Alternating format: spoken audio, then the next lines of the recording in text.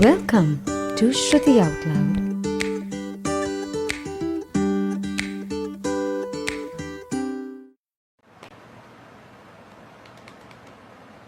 Hello, hello, hello, hello. Alright, we are just waiting for some people to join in and we are hanging out. Carly is here. Hey Carly, are you ready for the session? An amazing session, by the way. Hi Shahan. Hi Devalyansh. And so, let me talk you guys a bit into this conversation that we are going to go ahead with. Today, our guest is Carly. Carly is someone I met in Thailand last September. She is a vegan. She's a vegan activist, animal activist. She's an ethical vegan. And, well, I will let her talk more about herself once she joins in, and we will wait a little more for some more people to join in. And oh, by the way, if you have any questions for Carly, please feel free to share them, to ask them, and Carly is here to answer all your questions about how to make this transition of being a vegan easy. So, we already have some questions from some of the audience, and even Carly got some questions on a post. So, yes, let's wait just a little more. Till then, how is everybody doing? Hi Neha, hi Sapna, Sapna is also here. Hi, I am really sorry, I don't know your I know your handle, but I don't really know your name. So hi, I am RM, and hi, mummy. My mummy is also here. Yes. So I think maybe it's time that we let Carly join in. Carly, Hey, how are you? Hi, everyone. I am doing really well. How are you? Doing good, really good. Just waiting to hear what's going to happen in these next couple days with the lockdown, right? Like everyone else. Oh yes. Oh yes, that is what is being discussed right now everywhere. So how was your day today, and was it any different from the past week, the past few days? Anything new? Because it's a during this lockdown, it's a very this is the question that is there. Every day is the same, but I don't mind. I love having a little bit of a routine after being on the road for so long and having every day be different. It's really nice to settle back into a little bit of routine. For those of you who don't know, when I met Sam, I had been traveling for about 2 years straight. So I'm settling in Chennai right now. So I'm in Chennai, and it's really nice to have a routine. So I'm enjoying it. Yeah. Every day is like, I even put it into my schedule in my Outlook calendar on my phone. It's heaven for me. It's a nice change. Yeah, absolutely. Yeah, I think people are taking it in very everybody has got their own perspective, and I think mostly people are liking it. Mostly I think people are liking it so far. I mean, there are few complaints, but mostly people are, oh yeah, this is good, this is a new the new normal. Hi Ruchi. Hi everyone, how are you guys doing tonight? Thanks for joining us. Nice to meet you guys. Okay, so Carly, let's talk about how we met. I think that's one of the interesting stories to start off with. Do you want to start or do you want me to go? Okay, I will possibly I'll start it a little and then you can fill in the rest.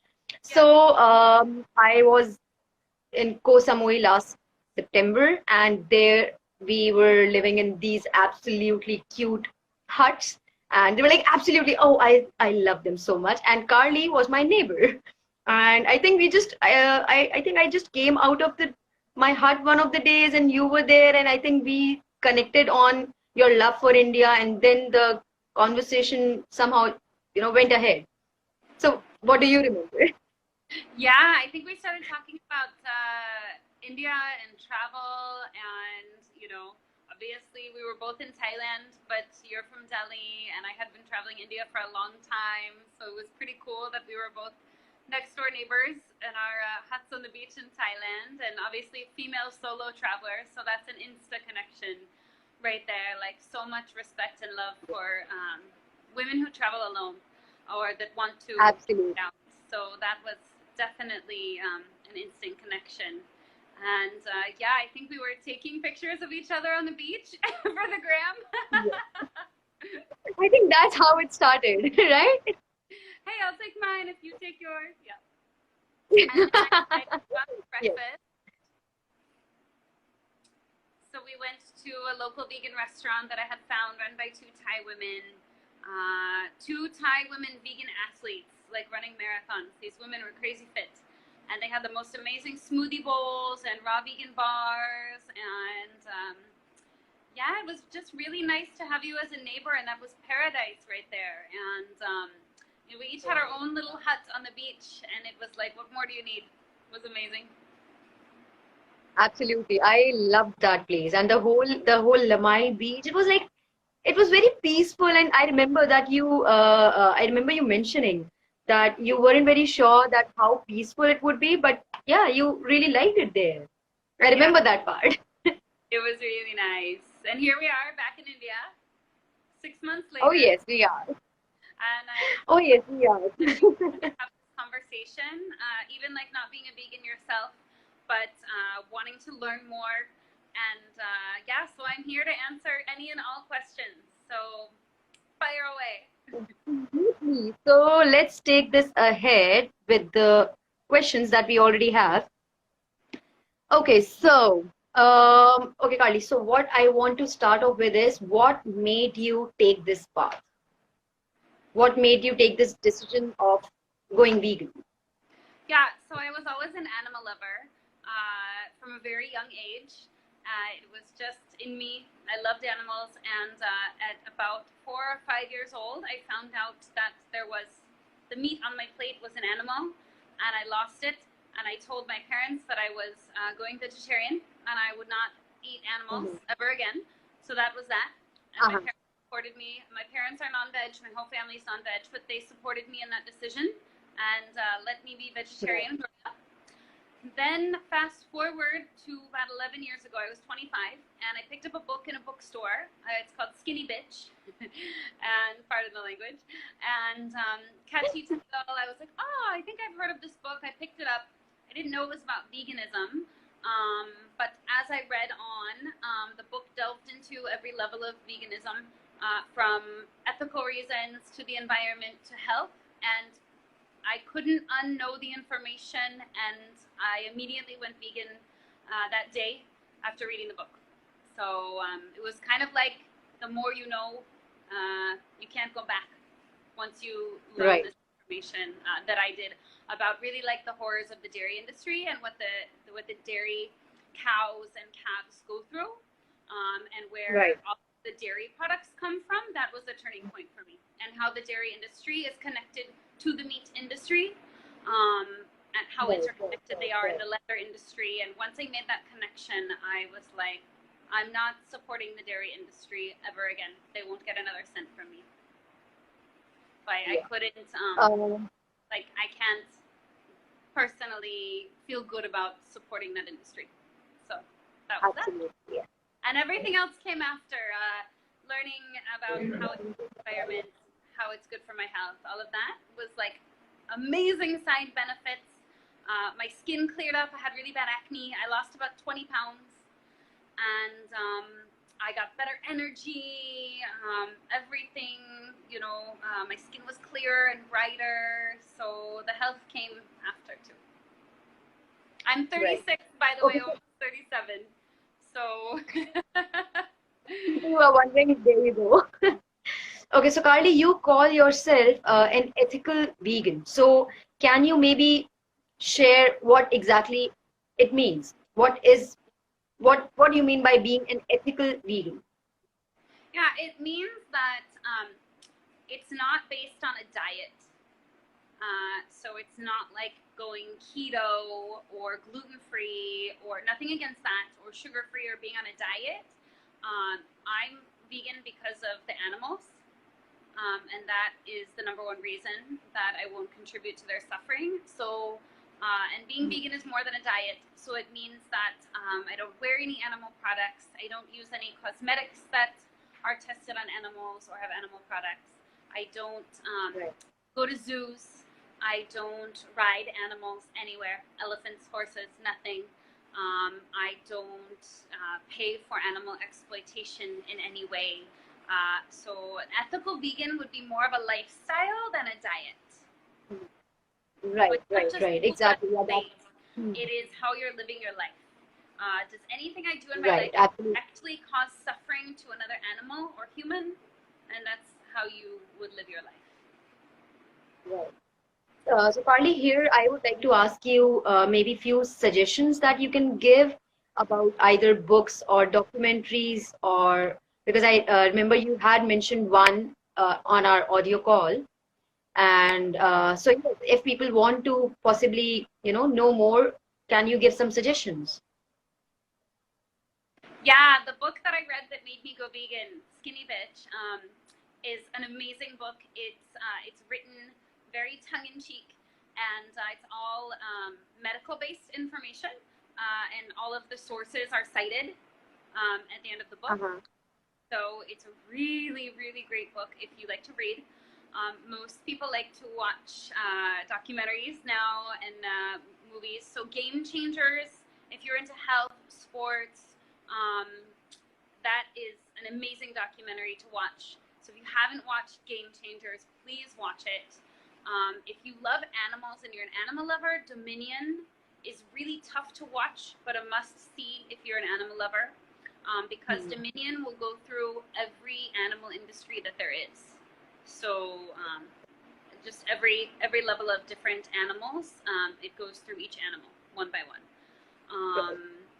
What else? Cowspiracy is a really good one. There's so many. What the hell? I can share some that we can share some links to too. Yes. There's quite a few documentaries that are local and made in India. If people are curious, like what happens differently in India, because I do hear that a lot. Right.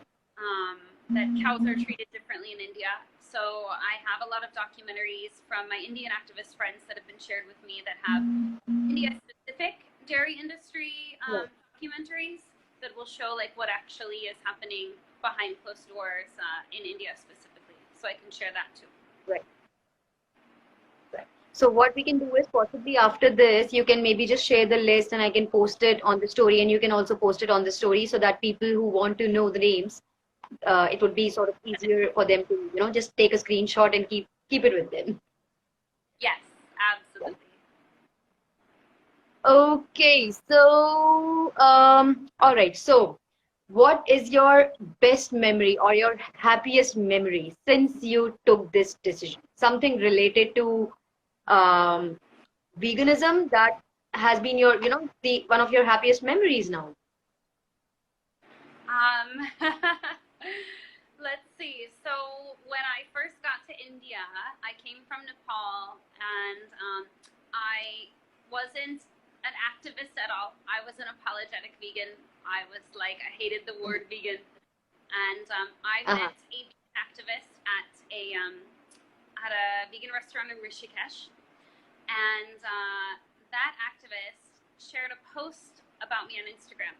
And he had just traveled all India and done a lot of activism. Well, pretty much the entire Indian vegan community reached out to me after that post. And over the next 6 months, they invited me into their homes, people I didn't even know. And that's Indian hospitality, obviously, but the vegans take it to another level. And so city by city, my India tour turned into Vegan India tour. And my first time doing activism was actually at the Dalai Lama temple in Dharamshala with a vegan monk, a vegan nun, and a vegan dentist who started the Dharamshala vegan movement up there, and a bunch of tourists that joined in, a couple dogs and a couple kids. So that was a pretty amazing memory and a pretty amazing place to participate in outreach. I can't think of a better place than the Dalai Lama temple. So it was really interesting. We talked to a lot of monks and nuns, and not all of them are vegan. So it was a really interesting conversation. Yeah. All right. Okay. So Carly, you were mentioning someone had asked you a question on one of your posts. So possibly we can address that question and then we can move on to the other questions that I also received. Yeah, definitely. Someone asked what my favorite vegan protein is that's not soy. She said because soy is too sweet. I know a lot of people have an aversion to soy. My favorite protein is actually oats. So oats have as much protein per 100 grams as tofu does. So tofu has 17 grams of protein per 100 gram serving, and oats has 16. So I love it. It's cheap, it's accessible, and most people already have it in their kitchen. So vegan doesn't have to be expensive or elite or fancy. You don't have to be a great cook or chef with all of these ingredients. Like, just grab your oats that are already in your cupboard, and yeah, it's a really great protein source that most people don't think of. Yeah. Okay, so people who possibly might want to know a little more of the recipes. So these recipes I have already discussed with Carly on the podcast, basically the audio call that will be posted on YouTube, and you can hear it there. And you will find a lot of recipes there with tofu. And yes, there are the banana ice creams. Was it that? Yeah. Nice cream. Nice Yes. cream. So ice cream if you want to view all of those. Yes, so if you want to hear those, you can just go to my YouTube on Shruti Outloud, and there you can just listen to this whole conversation, which is much more in details and everything. So, okay, so we have a question right here. What's the substitute for milk? It's difficult to quit tea, and that's by Sapna. So, yes. Hi, Sapna. How are you? That's a really good question. I know everyone loves their chai. I'm a coffee nut. And so I always have to have my coffee in the morning, and I was never one to drink black coffee. You can totally drink your coffee or tea black without any milk, but if you like the flavor and you want a good substitute, there are so many: coconut milk, almond milk, soy milk. I would say going with the most sustainable option, coconut milk in India. I'm in South India, but I still would say coconut milk is the most accessible and sustainable option. My current favorite to put in my coffee is by Good Milk, which is based in Bangalore, and they make a cashew oat milk, and it's not super expensive. It comes in Tetra packs for like a small Tetra pack for 28 rupees, and they make it to taste like milk, to have the best flavor for mixing in with coffee and tea. So give it a go if you can find any, maybe after lockdown. But the Good milk is really good with tea. Otherwise, I personally use soy milk, unsweetened soy milk. So that's my go-to option because it's the healthiest. But you can't go wrong with coconut milk either. You can make your own oat milk at home. If you have oats and water, you put it in a blender and you just sift it when you're done through the strainer, and you have oat milk. There you go. Okay, Carly, I would also like to ask you, before we move on to other questions, I would also like to ask you, what do you think is the biggest challenge that people face when they're already vegetarians and they want to sort of make the transition to being a vegan? But yes, so what do you think is the most challenging thing that vegetarians face?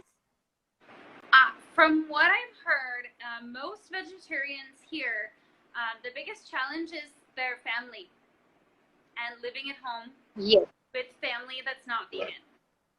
I would say that's the number one thing that I hear. And it's true because as I know, living in an Indian household is the mom controls the kitchen. So if the person controlling the kitchen isn't vegan, it can be a little bit tough. Would you agree? Carly, your voice is breaking a bit. Carly, Is that hello. better? Just say Hi. something. I think so. Yeah, I think it's better now. Yeah, so I think that family not being vegan and living with family is usually the number one challenge. Would you agree? Yes, yes, I think I will.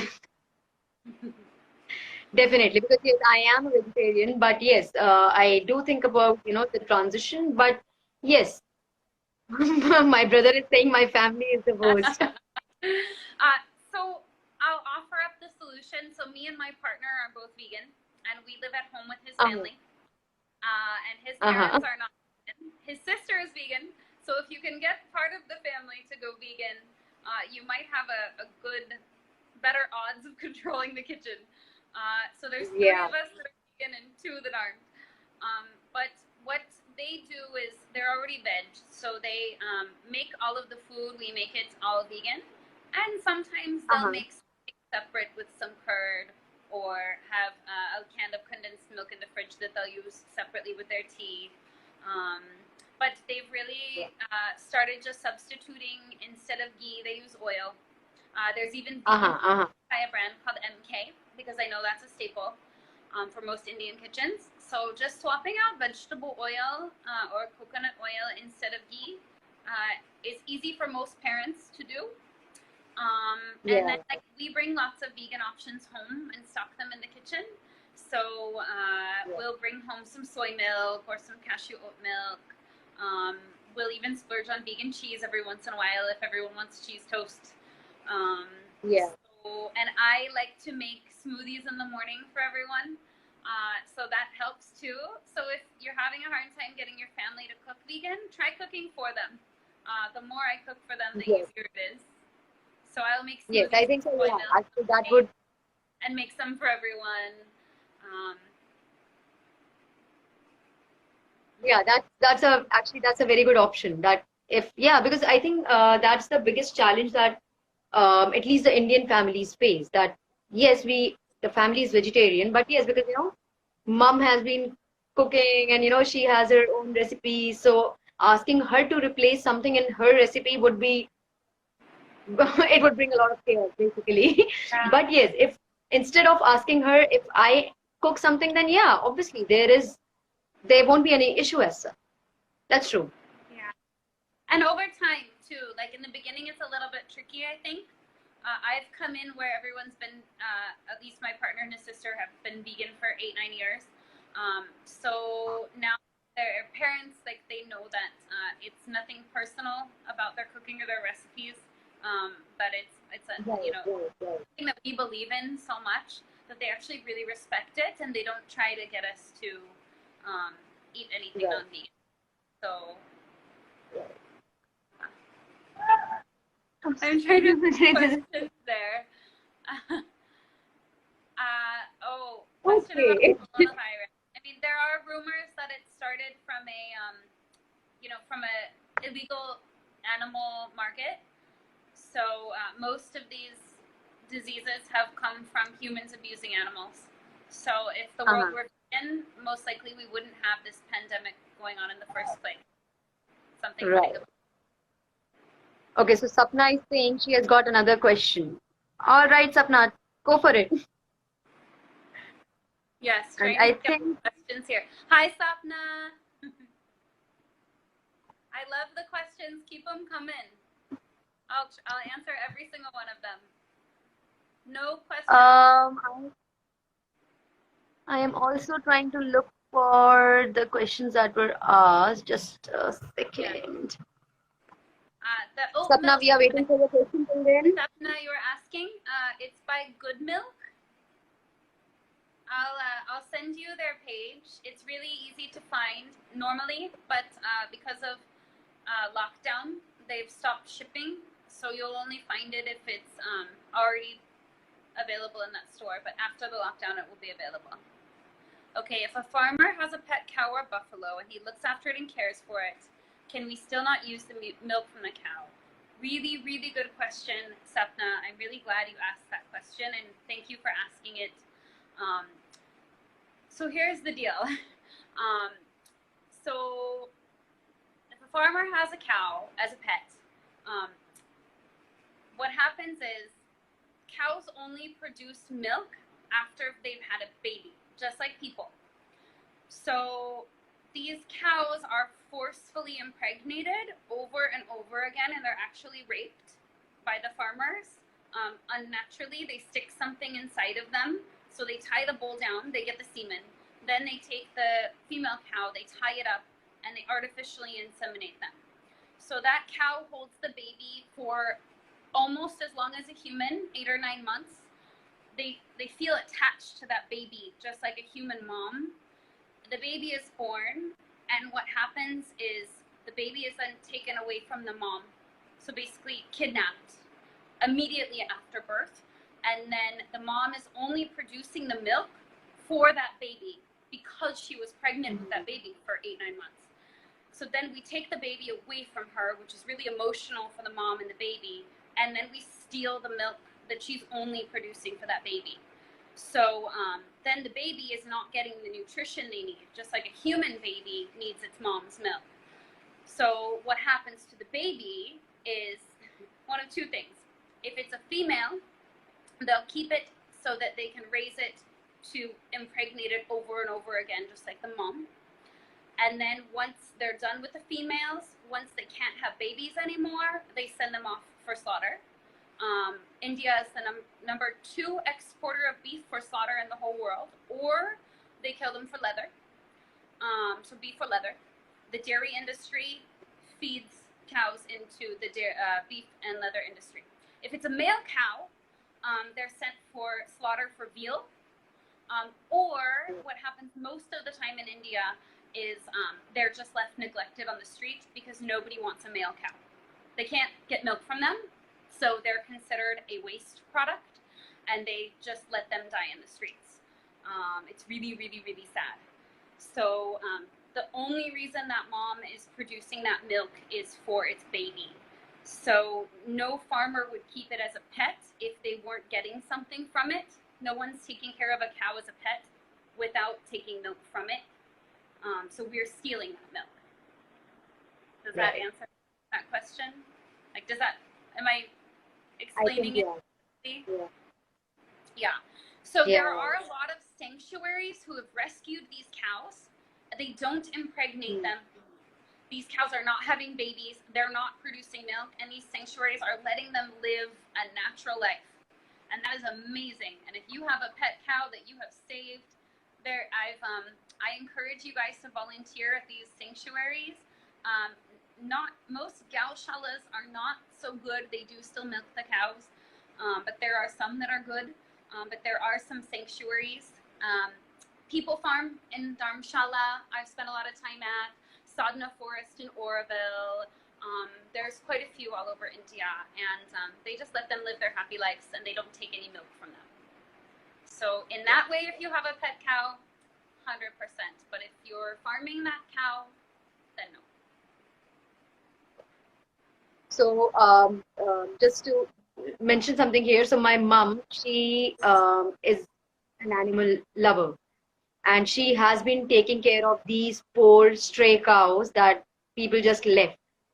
And these cows, I mean, they are emotionally intelligent, and they actually listen to what my mom says, and it really surprises us. It completely, because my mom will say, okay, do this, and the cows actually listen to her. And we, because of the lockdown, my mom is not going out. So those cows, they come in front of our gate every day, and my mom has all the fodder, and so my mom has all the fodder and everything stored at home. And so we have one cow will come, she'll eat, then she'll go, then the other one will come. So that happens throughout the day for us. So, but yes, this is something. Who's there? Okay, so I see. Hi, Renata. How are you?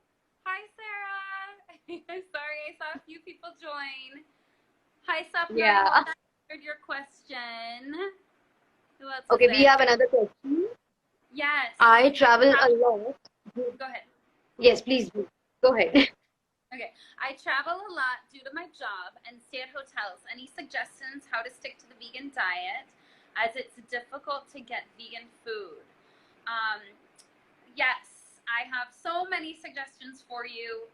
Feel free to DM me after this conversation because I've been on the road budget traveling for the last 2 years, and sometimes it can get difficult. When I first started traveling, I thought I had to go to vegan restaurants and touristy spots to get vegan food.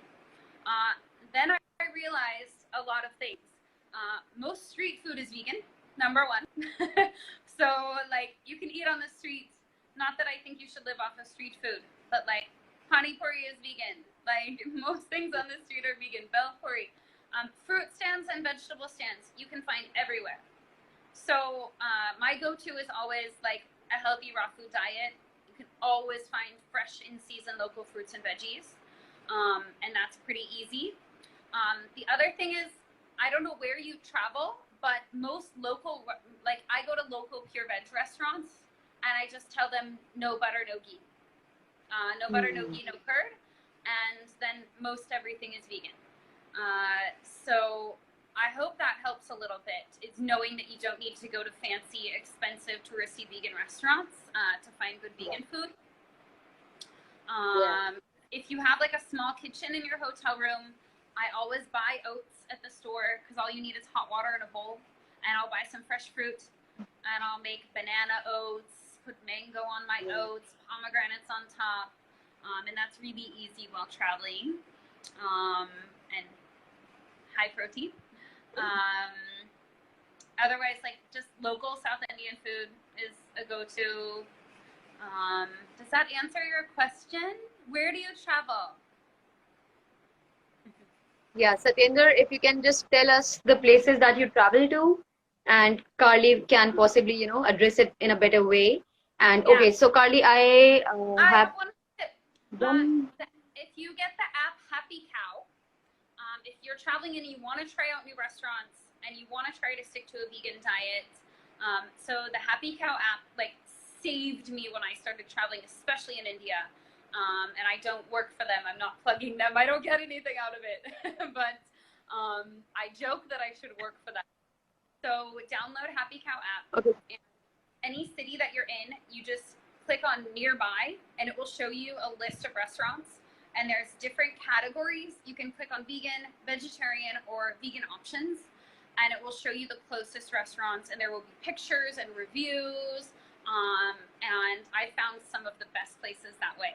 And it's really fun to give reviews to these restaurants and help their business too when you find them. So I feel like that's part of my good karma is like when you're traveling is going to these restaurants and supporting them by posting pictures and giving reviews and helping their business and posting about them on Instagram. So helping these small businesses and encouraging them to have vegan things on their menu. Like I'll say, thank you for putting the vegan option on the menu. That way it becomes more accessible because it is a little more expensive for them sometimes. So if you encourage them, tell them that you want vegan options or thank them for having the vegan options, they're more likely to continue to have them. Hi, So I think Mel. How are you? All right. What other questions? So I have one more. Yes. So somebody asked, why do people transition to veganism? Is it majorly to save cows or have other reason as well? Here, okay, my travel is pan-India and hotels are 4 out of 5 stars. But the issue is options in the hotel are less and it's difficult to go looking for vegan food after work. Okay, that's, okay, so what I do in that situation, the few times that I've been like at a hotel or in a place where I can't go out looking for food, like for instance, recently we were flying, which I try not to do, and we had a pass for the airport lounge and they had a buffet and it was not super vegan friendly. So we really nicely asked the chef, like, hey, we're vegan. It means we don't eat any animal products. And we explained, like, okay, no milk, no cheese, no butter, no curd. Would you be able to do anything for us? And the chef, like, jumped at the opportunity. He bent over backwards.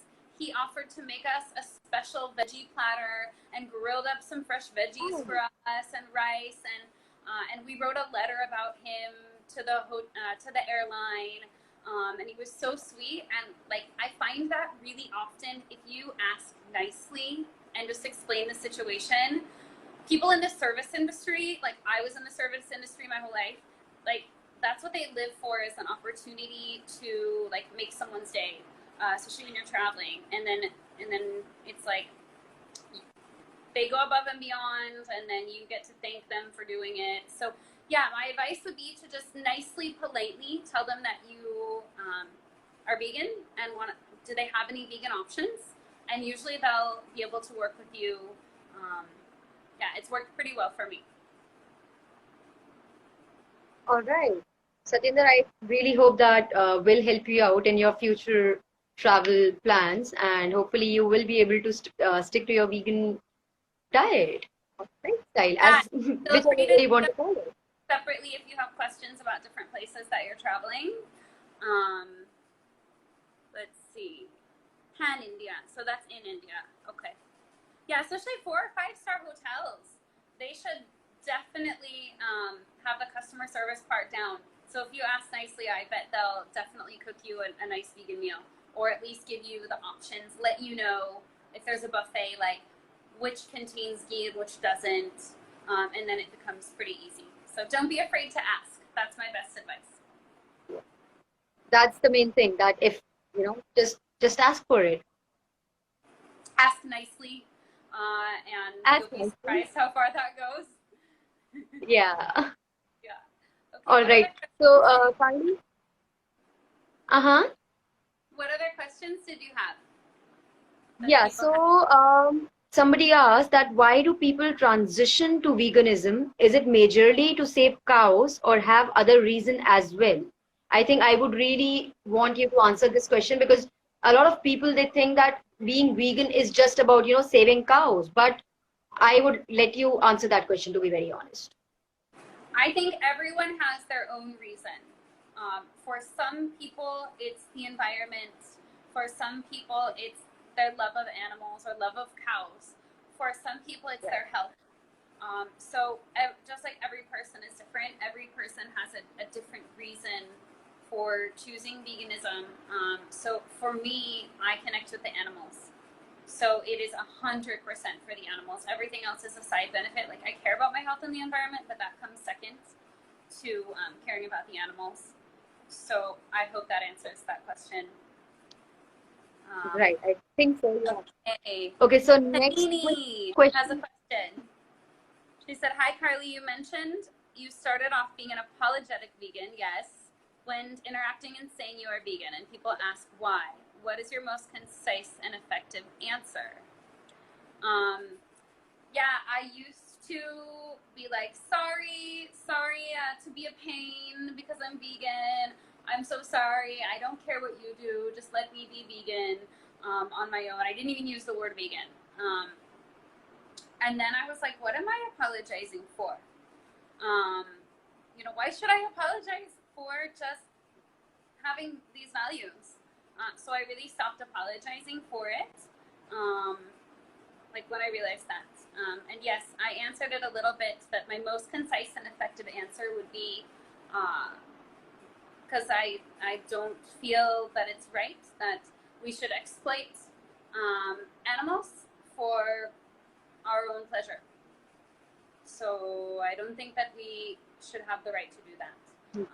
So the same compassion that we extend towards people, we extend that compassion towards animals, and we don't exploit them for our clothing, our food, our cosmetics. Right. Yeah. People do see it as restrictive, but I don't see it as restrictive at all, because I can eat anything that you eat. Like, it's so much easier now. There's vegan cheese, there's vegan burgers, there's vegan curd. So even if there wasn't vegan cheese or vegan curd, I still wouldn't feel restricted to change a little bit, to tweak what I eat so that I'm not causing another being suffering just for a meal. So I guess it's all in how you look at it. Okay, so another question is, any suggestions for people who love cheese? How can they adapt to veganism? So cheese was my toughest one to give up. I almost cheated once on a ravioli, and I put it back. So I would say number one is your taste buds change. You'd be surprised how much you don't need cheese on everything. Now I can eat pasta with red sauce and some salt and pepper and veggies, and I don't need cheese on it. But if you do love cheese and yogurt, and you're starting out being vegan, start with substitutes. So if you miss yogurt, back home in the US, there's soy yogurt, coconut yogurt. There's so many good yogurt options. We don't have those in India, so I miss yogurt so much from back home. But you can find cheese, really good cheese substitutes here. There's a lot of good brands in India. So there are local brands, Soft Spot from Bangalore, Kavati from Mumbai, Happy Calf. There's a lot of good Live Yum, a lot of good vegan cheeses that have come on the market. So try out your options. There are vegan substitutes for mayo, butter, curd, milk, cheese, you name it. Everything, so when you're first transitioning, try out those substitutes. Slowly over time, your taste buds will change and you won't miss it so much. Right. And here people are also... Absolutely, yeah. And people are saying that, once you, I think these people are also vegans. So they are saying that once you get into it, you stop missing these things. So yeah, it's more like, initially you might have those cravings, but gradually these things will go away. So it's about, yes, sort of, it's it's like sugar. So sugar actually creates an addiction in the body. Well, so does dairy. It's been proven that dairy actually has agents in it, whatever you call it, that actually cause you to feel addicted to it. So when you give up dairy, it's going to feel similar to giving up sugar, where your body might feel like addicted to it, but slowly over time, once you kick that habit, if you have it every once in a while, it's okay, but your body also kicks the habit of being addicted to it. That's true. Okay, so yes, this will be reposted in the stories, and people who have missed out the beginning or the middle or the end, this will be posted in the stories, and this will also be posted on YouTube. And you can also check our audio conversation that we did few days back on the same topic, and it is much, much more in details. And yes, you can hear to all of that on YouTube, and the links will be posted. And before, Carly, I let you go, I have a quick round of rapid fire questions. So quickly, I'll say a word, you say the word, and we'll close it. We'll move on to the next, yeah? Okay, let's Good to go? All right. Okay, so India. Wait, what are we doing? I'm so confused. Okay, so it's a rapid fire round where I will say one word or give you options, and without thinking instantly, whatever comes to your mind, like instantly, you just have to say it in one word or two words, maybe, not more than that. Okay. All right, let's go. All right, so your first prompt is India. Food. Superfood. I just say what comes to mind. Yes. So when you hear India, what comes to your mind? The first thing that comes to your mind is your answer. Indian food. All right, so next prompt is superfood. Superfood, spirulina. Your midnight snack. Ooh, frozen fruit. Mm-hmm. Okay, because we met while traveling, so here's the next question. Are you ready? Mountains or beaches? All right, after mountains and beaches, I said masala oats or banana oats. Banana oats for sure. And the last one is home. Wherever I am right now. as a true All traveler. right. You did really good.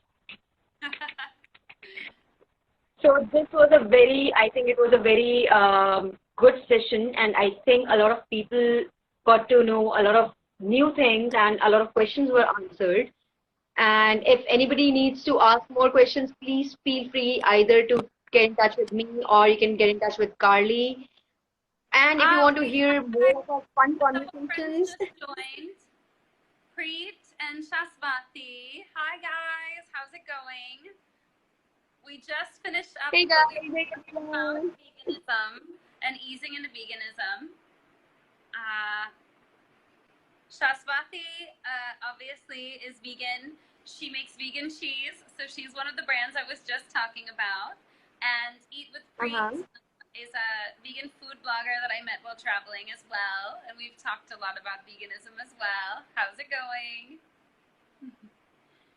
It's so good to have so many people in these, live discussion. That is, I think, the best part.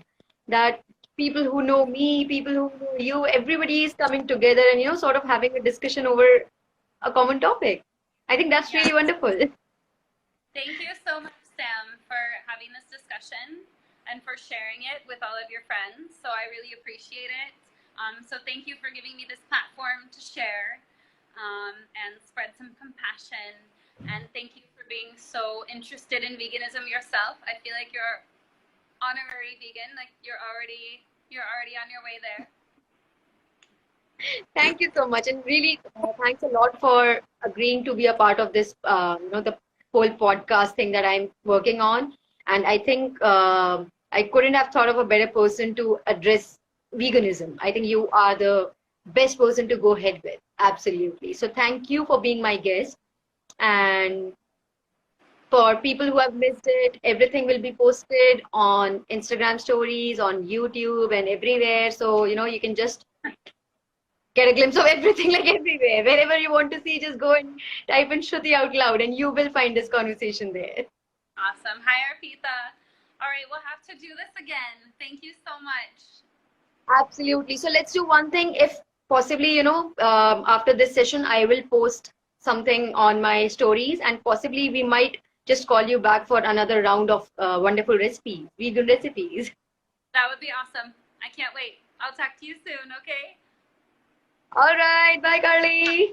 Have a good night. Thank you so much. Thank you. Bye. Okay. So before leaving, I would like to thank all of you for being a part of this live conversation. And if you have any questions, please feel free to get in touch with me or you can directly get in touch with Carly. And all of this will be posted on the stories, on the Instagram posts, on YouTube. So yeah, just if you need to know more about veganism, we are right here. And have a beautiful night and thank you for joining it. Bye. Good night.